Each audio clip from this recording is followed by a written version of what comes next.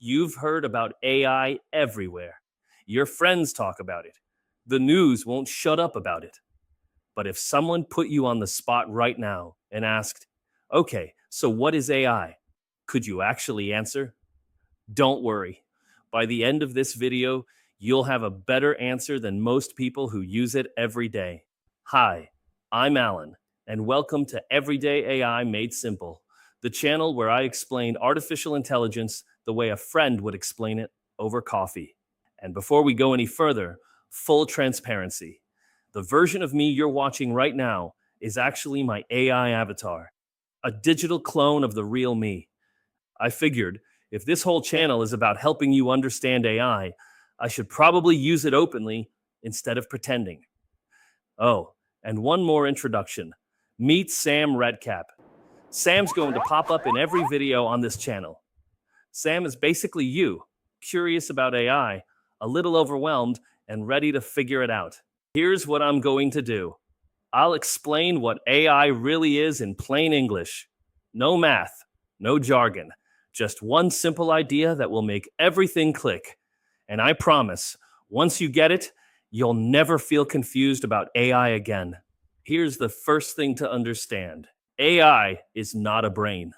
It's not a person. It's not alive. And it's not thinking the way you and I think. I know that sounds obvious, but a lot of confusion about AI comes from imagining it as a little person trapped inside your computer. It's not. So what is it? Here's the analogy I want you to remember. Think of AI as a really well-read friend. Not a genius, not a wizard, just a friend who has somehow skimmed millions of books, websites, and conversations, and has gotten really, really good at guessing what word probably comes next in a sentence. That's it. That's the whole trick. When you type a question into ChatGPT or Claude, it's not looking up the answer in a database. It's predicting one word at a time what a helpful response would probably sound like, based on all the patterns it learned from that mountain of reading. Now here's why this matters. If you've ever used autocomplete on your phone, when it guesses your next word as you're texting, you've already used a tiny version of AI. Modern AI is basically autocomplete on steroids. A lot of steroids. And once you understand that, three things suddenly make sense. First, AI sounds confident even when it's wrong, because it's predicting what an answer should sound like, not checking if it's true. That's why it sometimes makes things up. There's a name for that. It's called a hallucination, and I'll cover it in another video. Second, AI is amazing at tasks that look like patterns. Writing emails, summarizing articles, translating languages, brainstorming ideas. Anything where what usually comes next is a useful question. Third, AI is weaker at things that need real-world judgment, personal experience, or up-to-the-minute facts. It's a well-read friend, not a live reporter. Let me show you what I mean.